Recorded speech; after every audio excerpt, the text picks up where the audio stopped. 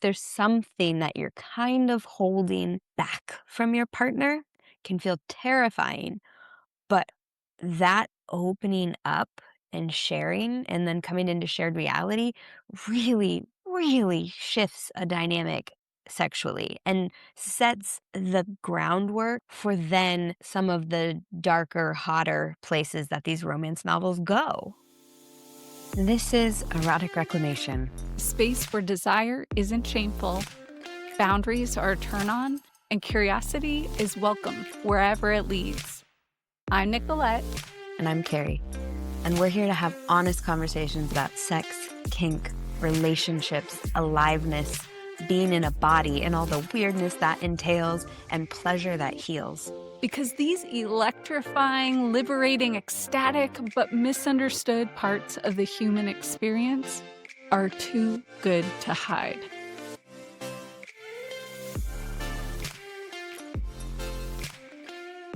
All right, so you're curled up in bed next to husband, partner, lover, domestic partner, throuple, whatever.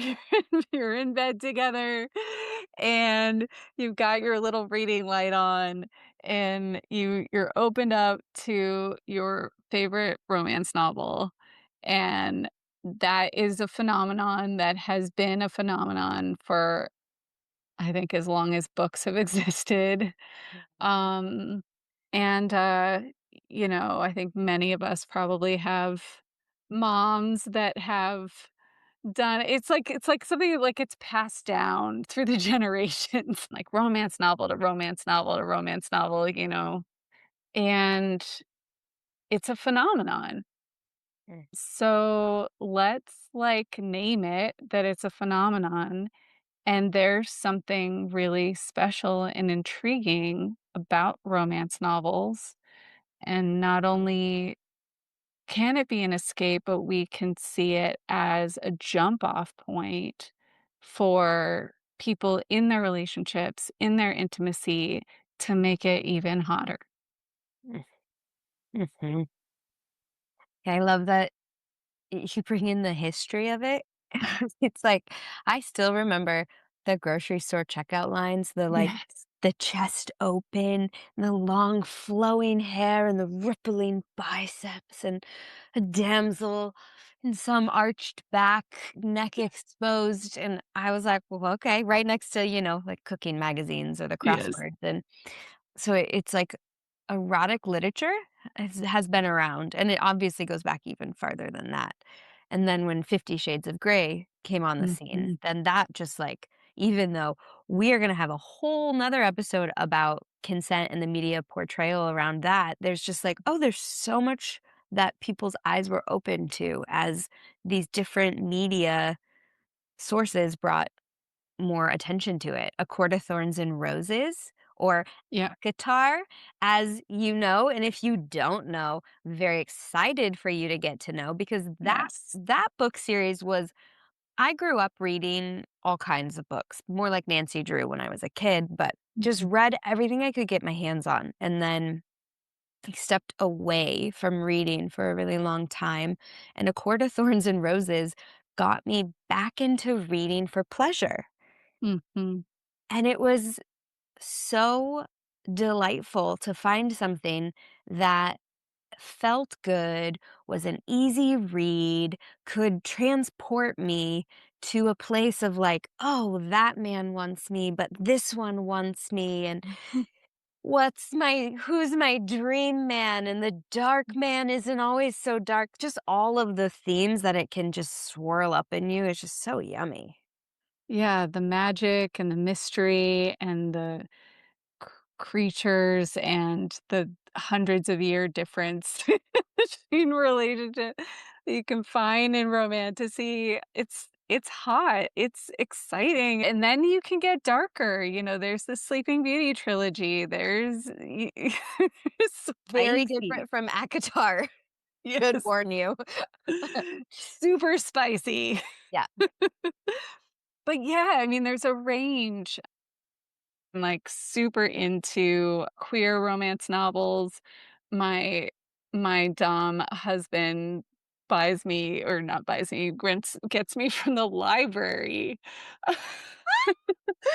Yeah, lesbian romance novels, and it just totally delights me, and, like, that's, like, my joy Okay, there's in something extra kinky and dirty about a rented romantasy sexy book. I'm like, "Who had this before you and who had this after you?" That's a Yes, fun element. it's super fun. Mm, Yeah, and then, like, knowing too that, like, my dom got this for me, and so then, like, he thought of me so as I'm reading it, I'm like, "Ooh, I get to read this." Like, not only do I have permission, but I'm actually encouraged to do this, like, I must do that. Ooh, that's hot. And that's also, like, an embracing of my queer identity and the welcoming of that. So, yeah, I mean, these novels give you a place to see some aspects of your identity and some resonance, even if they're, total fantasy, they you can step into a world mm, that it becomes accessible and that you can place yourself in. So, yeah, 50 Shades of Grey gave hundreds and hundreds and hundreds of people access to BDSM and power dynamics in a way they would not, and so forth and so on. So, mhm, yeah. So we've identified some couple of specific areas, I think 4 or 5 areas where you see in romance novels that make them hot, make them intriguing, and that can be directly applied to your relationship. mhm. So if you're a girly who reads the books, send this one to your man. Is or to your woman. But if you're the partner of someone who reads those books, we're gonna break some of these things down. Something that might be titillating your partner next to you. You like are in you're in bed. They have this fantasy book. You can just feel the heat starting to like pump off of them, and you're like, "How do I get in on that?" Mhm. So we're gonna talk about some things you can try or some elements that might be what are kind of like tickling their fancy. Yes.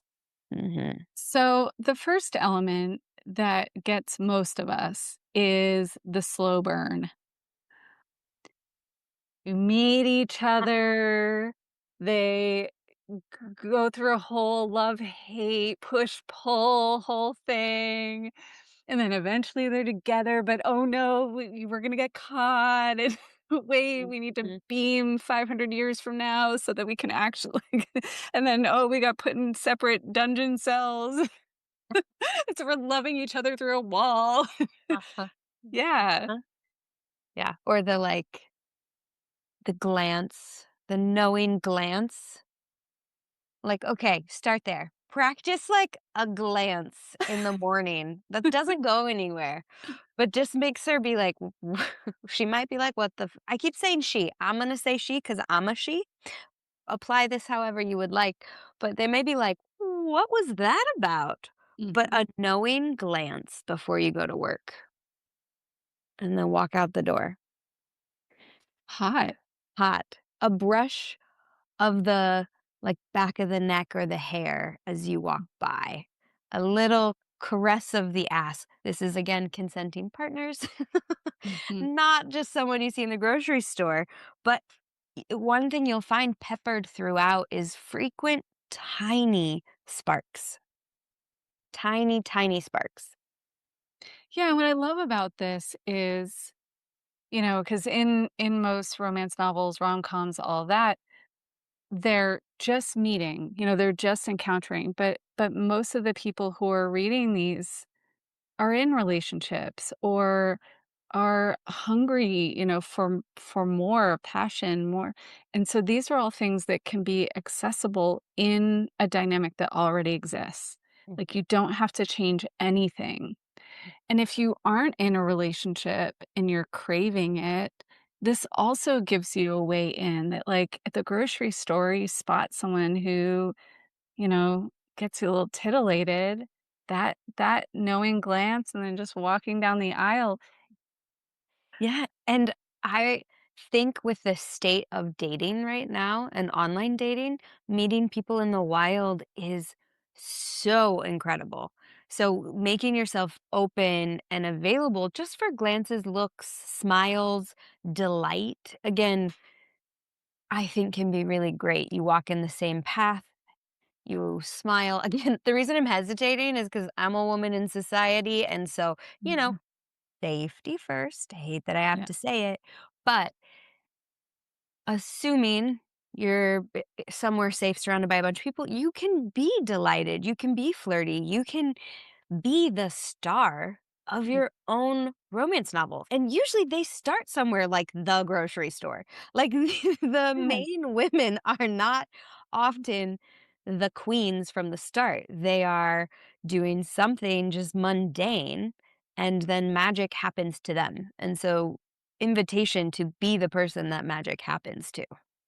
Yeah.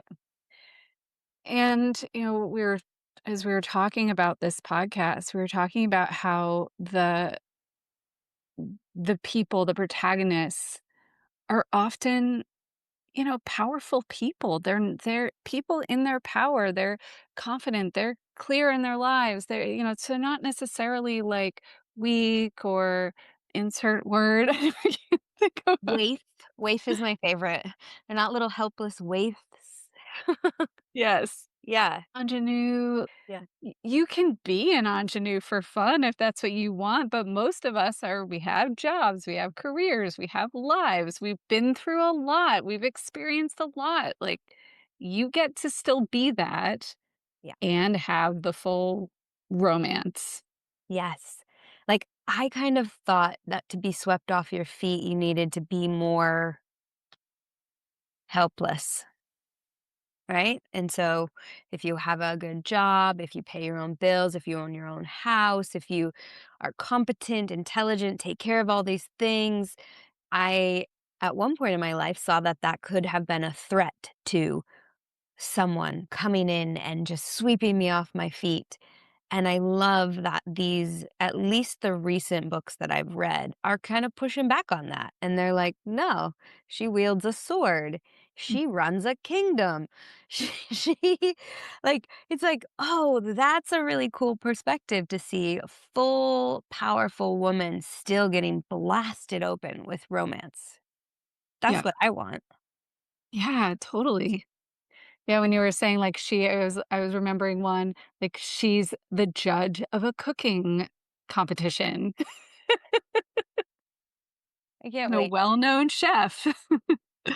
'Cause these books are so creative. I think that's, like, a Yeah, piece we don't mention as well, but there's a lot of creativity that I think is just delightful, like, show me something out of the norm.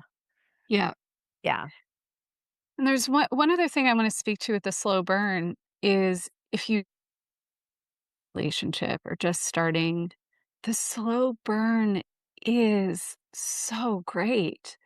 Mm, My relationship started that way. We did not rush in, and that was what allowed us to cultivate the trust and the consent, even though we didn't necessarily have, like, explicit consent conversations, we were getting to know each other so fully that he knew my limits and my boundaries. I knew what he was in for and what he wasn't so into. Like, we learned that together, mm. and you can learn all the ins and outs of each other as you're also discovering each other's, like, erogenous zones and words that light them up Mm.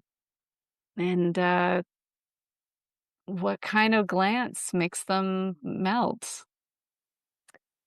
I totally forgot until we were, like, having this my relationship kind of laid out a bit like a romance novel. Mm. Eh, I'll see how far into it I go, but we were friends first, and that felt true and good and clean, and then when both of us were single at the same time, I think we didn't kiss for, like, the first 2 months. Wow. Yeah, and we were just in that, like, painstakingly delicious, like, "What is this? What's it gonna become?" The, like, tension was so thick, like, Mm, we were just, like, almost kissing all the time, but we were both like, "Nope, not yet," and mm, then when it happened, it was just like, I haven't always done that in my relationships, but I will say that was a great lead up, that slow burn. awesome. Mhm. Another piece we've identified Mhm, is, because you don't always know in these books, but what you find out is that these main characters have hearts of gold. mhm, And sometimes you don't know that right away because they like lead with the dark or the misconception or the bad boy or the like thrown out of their father's lands and you don't know the story, but it turns out they just have a heart for the poor and humanity. And so there is a really big emphasis on men with huge hearts and mhm, huge capacity for care, for protection, for integrity. They're often quite staunch followers of what is right for the overall good, protectors of women and children. Like there's a mhm. huge heart component to these counterparts that swoop into the main character's life.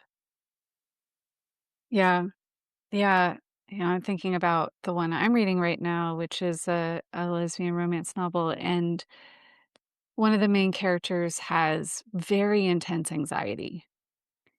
And the other character who is very fearful of romance and romantic relationships and stays away from them ends up showing up with a ton of care and patience and compassion for this woman's anxiety, and so the 2 of them really connect around care, and they're, like, unlikely caring people, you know, but that often happens, it's like, oh, the unlikely kindness, but I think that what's appealing about that is that in the world, we guard our hearts.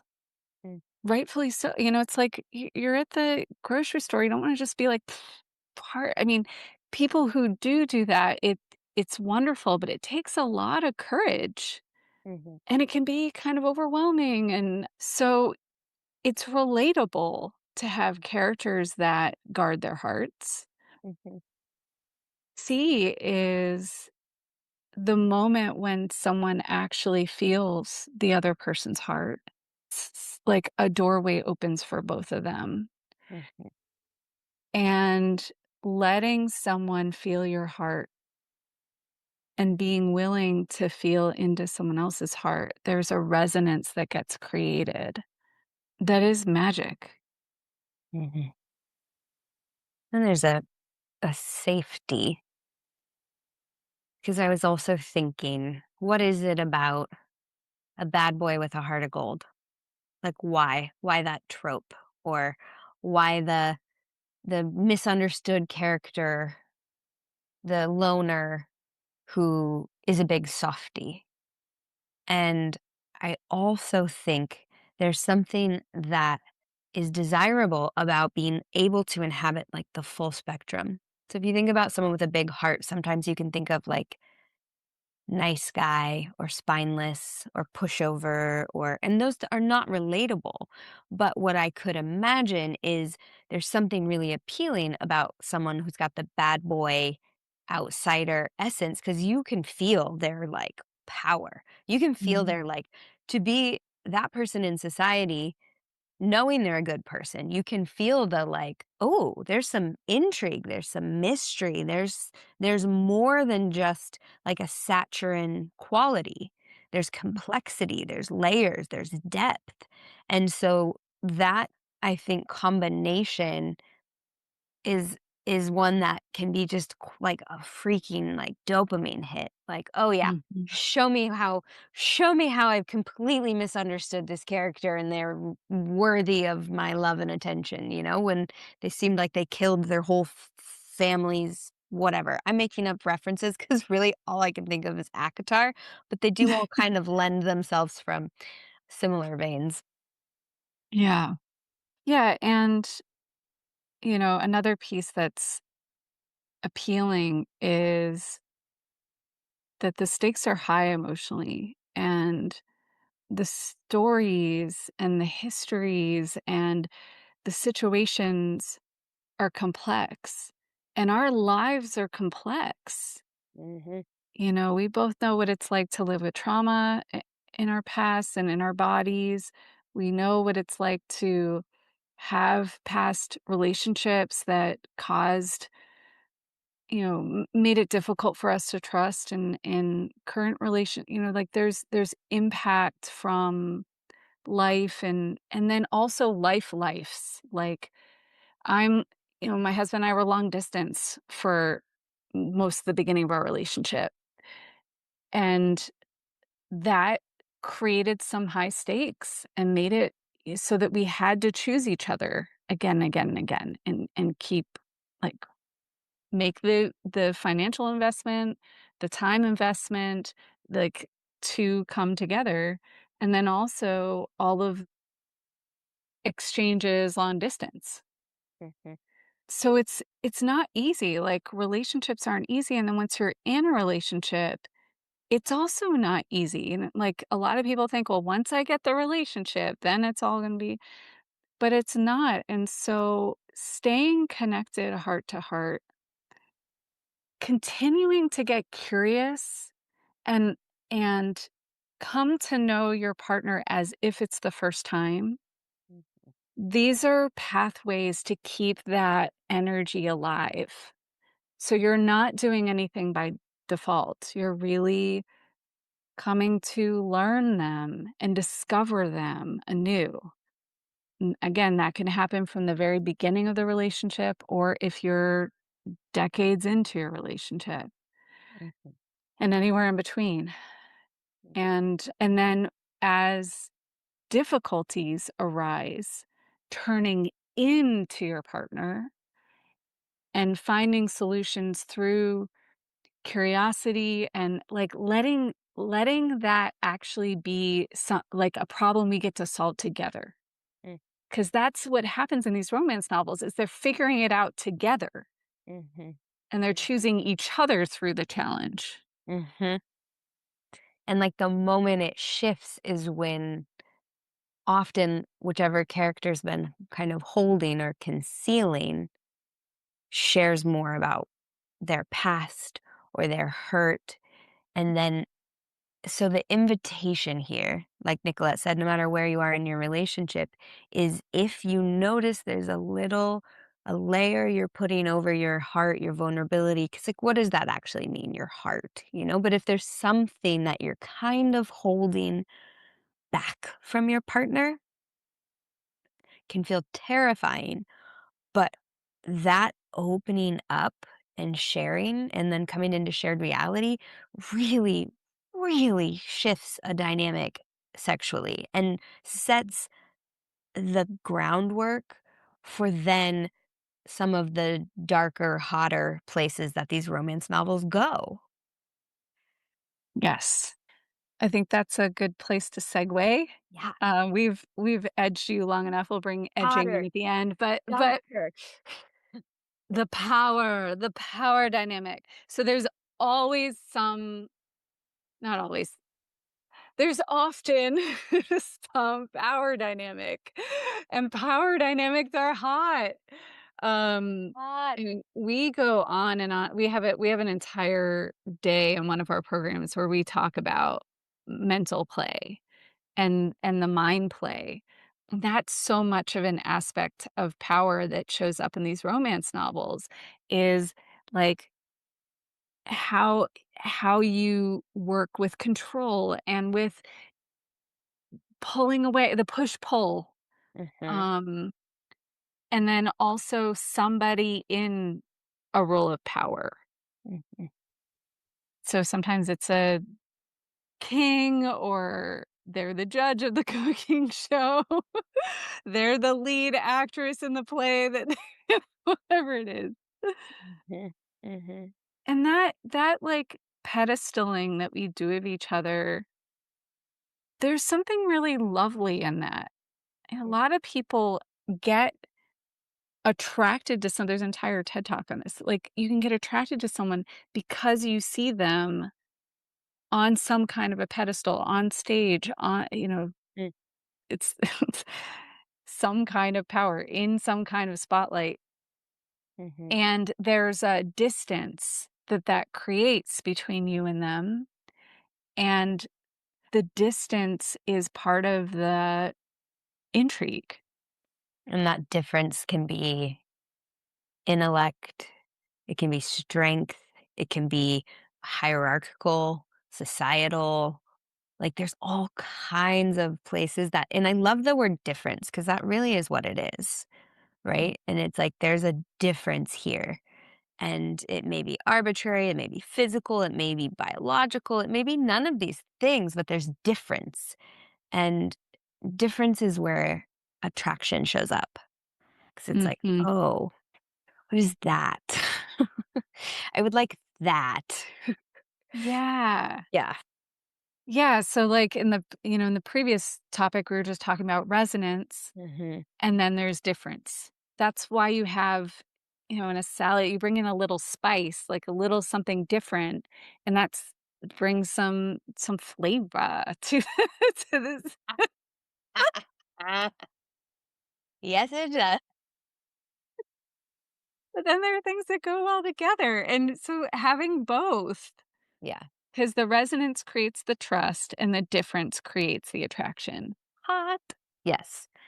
And if you, like, mm, go straight to the difference, sometimes that can be hot, but a lot of times it's not really gonna get you where you wanna be. Mhm. Um, Not always the case, but typically best to lead with the slow heart and then get to the hot. Yeah. Yeah, yeah. And, like, think about these women, they're protagonists. They're often powerful, they don't back down. People or anyone in a position of power, honestly, anybody. They're used to being spoken to in a certain way. Mhm. So this is where I get really intrigued by it, right? So this powerful main character, usually people are speaking to them kind of from below and like in reverence, like, "Oh, my queen. Oh, oh, oh." Then you get this like dark horse who Mhm. comes in and speaks to them either dead on or top down. They can't help but have their panties like blown off because they're like, nobody speaks to me that way. Yes. But also in reverse, I'm saying panties, but boxers also go flying when you are like the top of the food chain and then someone comes in who is like not who you would expect and they speak in a way that you're like, "Whoa." Mhm. Like that's where the flame can just ignite. Yes. So highlighting those differences, differences in career choices, differences in passions, whatever they are, I'm thinking about like how many artists and then like plumbers, like just like a really interesting difference. Like we'll find each other. Mhm. Mhm. So like is the plumber like the master of his trade and the artist is like, "Tell me what you're doing." Yes. Show me how to use the water thing. Yeah. The intrigue. Oh, the int Um, I'm just like my examples tonight. All right, we're rocking it. yeah, Um, but yeah, so these differences in a long-term relationship, it can be difficult to because you get into patterns, you get into routines. It can be difficult to find the differences. yeah. So slowing it down and actually reminding yourselves of them can create that, and that can even be in what you like, and, like, what happens when you bring those together. I mean, we have a lot of, there's a whole conversation around, yeses and nos, but there are ways in which sometimes a no actually is because I haven't even tried it or because I haven't been exposed to it, and then becoming exposed to it opens a whole new doorway. Mhm. Yeah. I just think of like long-term relationship. Like you said, it's comfortable, it's easy, you've got your moves. Mhm. But I imagine both partners could have a taste for something else, for something new together. But Yeah. there may be just like, oh, I love this way we have sex so much I haven't even thought about a different way. And a lot of times you can discover that just like from being intentional and just trying something new. But like you said, we have a whole every we're not going to open that can of worms. There's a whole lot of pathways, a whole lot of novelty available. And there's just no reason why your sex with your long-term partner can't be continually new, fresh, evolving, changing, exciting. There's so much creativity out there, and again, I think that's the heart of these novels in general. They exist a lot of times outside of the realms of the normal day to day. Mhm. And it's like, man, how could we bring a little bit of that into our sex? Even if it's like taking it out of the actual bed and just to the kitchen counter, right? Yeah. Like right there in and of itself is already shifted the dynamic because now you're somewhere new, you're somewhere fresh. And that's just taking it 20 feet away from where it usually happens. So there's just so much creativity that can help you find those differences if you're kinda, like, stuck. Yeah. And starting small, I mean, I love this example of from the bedroom to the kitchen counter.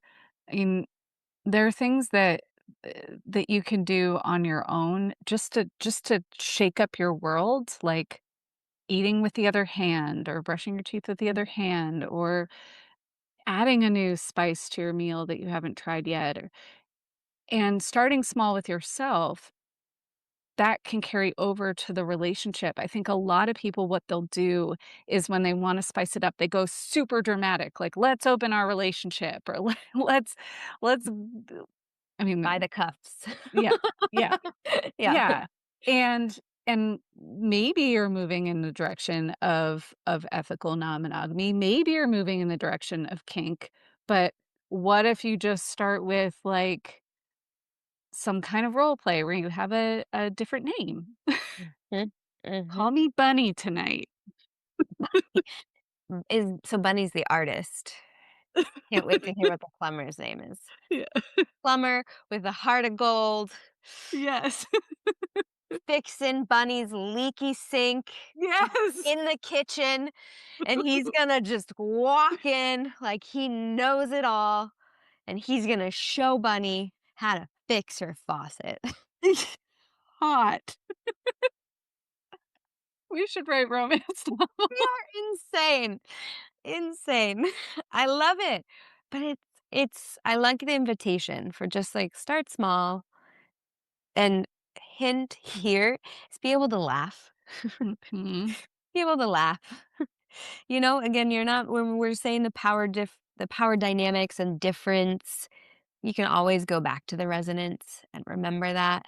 So that's where you get to, like, play, and you can always slow it down. Mhm.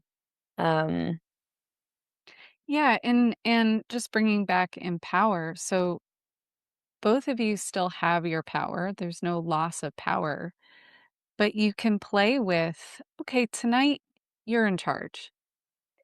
Um, Hot. yeah, yeah, and it's and you can set up some simple safe words. Green means go, yellow, slow down, red, stop.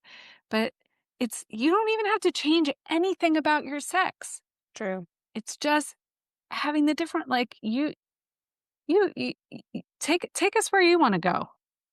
And I'm like if you're a woman who likes control, it can be like you're in control, but then take a moment to genuinely feel what it would feel like if you were not in control. You didn't have to make any decisions.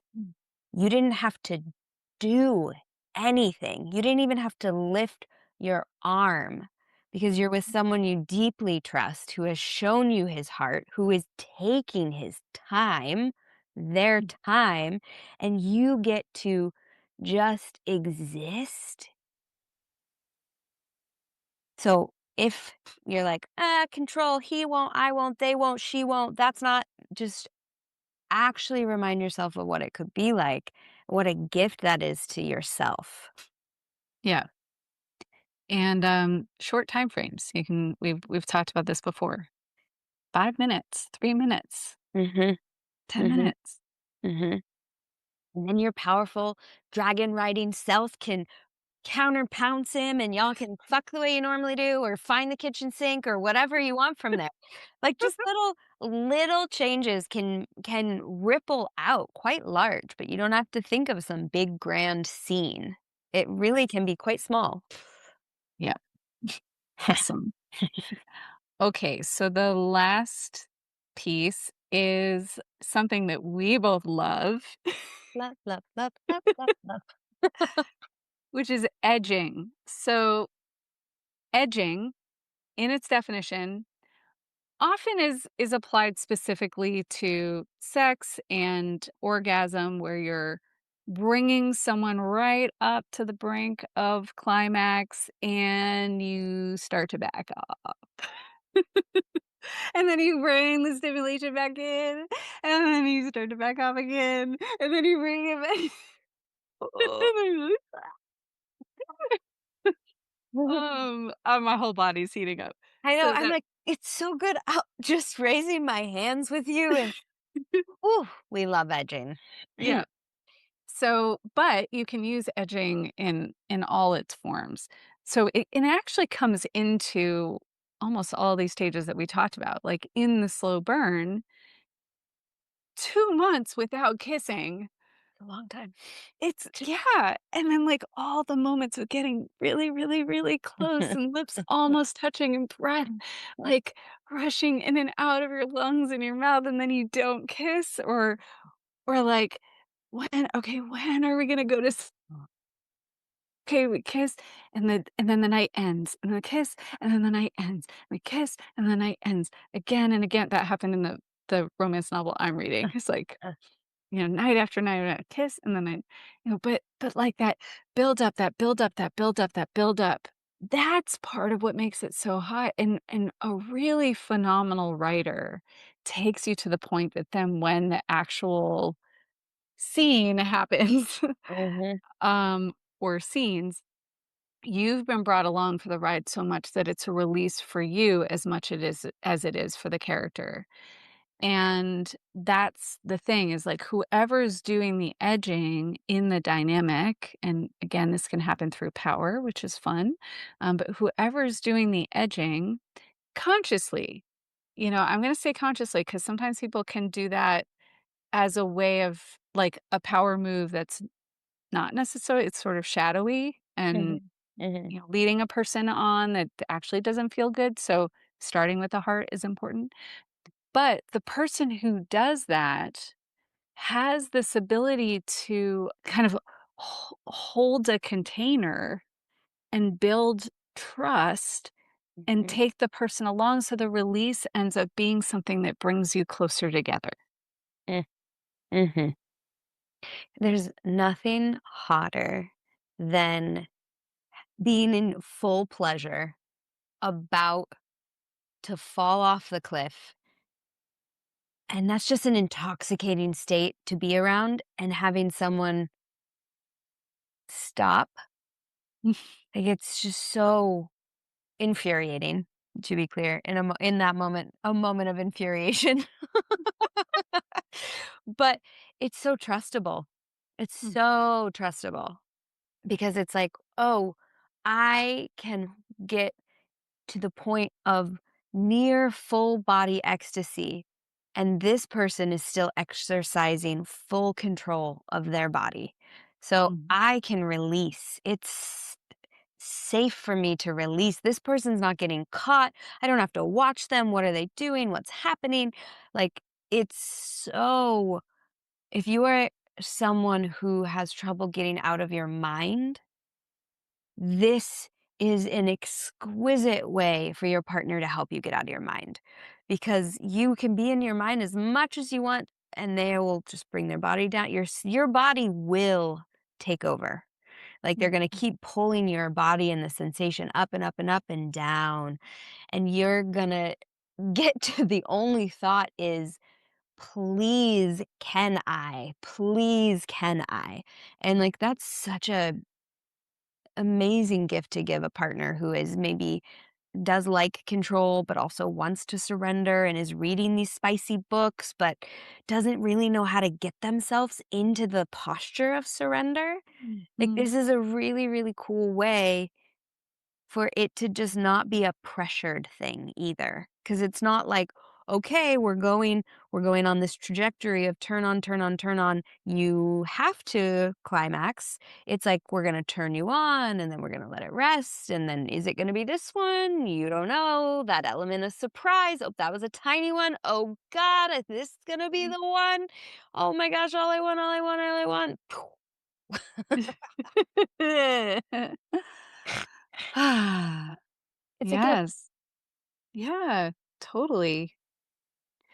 Yeah, and, another thing that happens in relationships, long-term relationships is, like, habitual patterns of touch Mm, and connection and contact, and so there there's no space, and the build up, all of that, what you're describing, there's a lot of space, mhm, and the space allows for tension.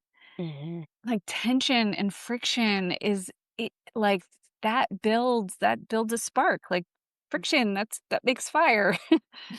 So there needs to be some space for that to happen. Healthy friction, and actually what often happens is people will start unhealthy friction and start a fight and then angry sex is hot, Yep. but you don't necessarily have to go there. Skip the fight, still have the hot sex. Yes. Yeah. Yes. Yeah. So even something like an agreed upon, we're not going to touch each other X hour today, like Mm, at 9 p.m. mm, No touch. And and it's agreed upon. So no one's teasing, no one's playing with anyone. Like, okay, that's what we're agreeing on. And then all day it can build up. mhm, We're not gonna text or call it. We'll have our initial whatever logistic conversations we need to have. We'll have it in the morning, and we're just gonna have space. mm. And then when we come together, let's let's see what happens. Let's Yeah. discover it together. 'Cause even, like, if you're in live in the same home and you can't, like, be fully separate, this is where those knowing glances Yes. come in, like, "Oh my god." If you know you have a date at 7 and you're not touching, and then you get a look shot at you from across the room, it can just zing up your spine. Yeah, and it's like, "Ooh," and maybe no communication or sexy communication, little, like, breadcrumbs has a bad rap because, Hansel and Gretel, they got eaten, breadcrumbs, bad rap, but whatever the positive version of breadcrumbs are, like gumdrops, like, there's ways that you can give, like, little nibbles of a burst of, like, a text, like a sexy text, not like a, "When are we picking up the kids?" And that might Mhm. still have to happen, but it's like, if you're meeting at 7 p.m., I could see a message like, "Can't wait for my mouth to do things to you later tonight." Y This is Yes. like, what kind of things? Who knows? And then it could be, if it's like 4 p.m., it could just be a text that has 3 hours. And then you're like, Mhm. "Oh, now we're starting." And then 2 hours. And then you're like, "What is happening? Why am I what is?" So this the slow burn, the hearts throughout it, the power dynamic, the edging, and then the come together. And I really do think that is a pretty consistent element in a lot of romance novels. And the space, right? Like you're saying, there's a lot of life and story that still happens Mhm. in the in between. And then beautiful, beautiful moments of connection. I mean, I'm such an edging fan. I'm like, I actually sometimes feel disappointed when the moment happens. And if that's you, that makes sense too.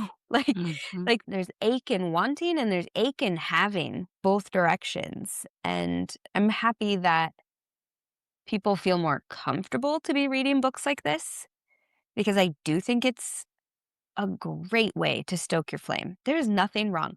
I will be really clear. There is nothing wrong with just straight up reading a romance novel, not doing anything other than that, and then having sex with yourself or your partner in the way that you want, period. Yeah. You do not have to change anything. You can. You might be Mhm. inspired. You might find things that you want to try. You might read the book out loud to your partner. You might have them read the book out loud to you. You might kind of get off on the fact that you're reading it right next to them and they don't know what you're reading. They know. But like that might get you off. Like any way you choose to play with this is, I mean, consensual, but as long as that's baseline, is great. This is just opening up the juices. Like, let's be Mhm. juicier. Can we just agree that juicier is is a good state, especially for women as we age and our hormones change and our bodies change and what we thought sex was changes. Like permission for a rediscovery of that. And if that is dragon riding romance novel, shadow daddy, fuck boys, I'm here for it. Yeah. Yeah.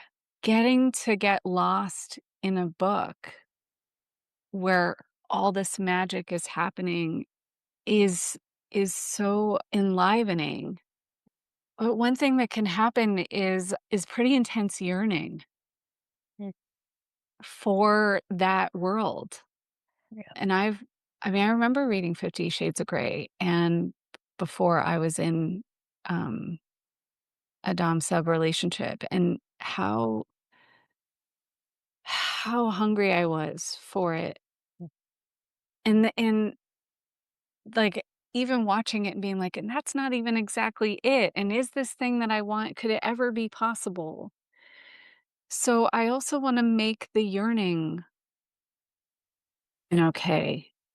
That it's okay to have your heart ache for something more, and that wanting something more is part of what keeps the passion, the energy flowing. Mm, There's nothing wrong with that either. mm, Whether it's met or not, it's okay to feel that. And I think a lot of people go into strategizing to try to figure out how to get that thing met. But starting with the feeling itself and the desire for is a very, very powerful place mm, to own that feeling as a feeling without it needing to change. And then, we had an entire podcast where we talked about how to actually work with desires. mhm, But yeah, and we also talk about how to I think our last podcast talked about how to take a fantasy and bring it into your body in the moment and live it and breathe it for yourself without having to bring it to a partner. And if you do want to bring it to a partner, you can, but there's a way to take that into your own pleasure and enjoy it mm, in a lived, felt experience here and now. And I have found that finding finding it, living it, enjoying it in my body in the moment for myself has actually been a way of meeting that yearning. Mm. It's like I get to meet me in my desire, and that's completely safe and it's nourishing and it doesn't rely on anybody else. So the reading of the novel can do that. But if it's not quite quenching the thirst, playing with bringing it into your body and your pleasure through the fantasy of it is totally possible too. Mhm, mhm. Lots of ways to use this as a tool, as a resource, as nourishment, as inspiration. Yeah, lots and lots of fun ways to play. Thank goodness that there's a seemingly like a surge of books out there. I just had someone ask me about one the other day. They said it's extra spicy and I don't know it. So maybe we'll start reviewing some. Yeah. Yeah, or make a list, or if you guys know of some, please share your favorites. Like, I would Mhm. love to continue to read and expand because I've seen I have a pretty narrow, like, still kind of a narrow within like the creativity. There's still a bit of a narrow storyline. I would love to see more storylines that are a little bit outside of the typical. Like, we'll do more on it, but heated rivalry is a media portrayal of things. And it's just like, yes, the more that we put out there, I just find it really encouraging that people are feeling more empowered to consume and spend time with their desires. Yeah, and it's a way that sex is actually welcome in our culture. Hmm. Again, like passed down generation like romance not like it's actually been a welcome part of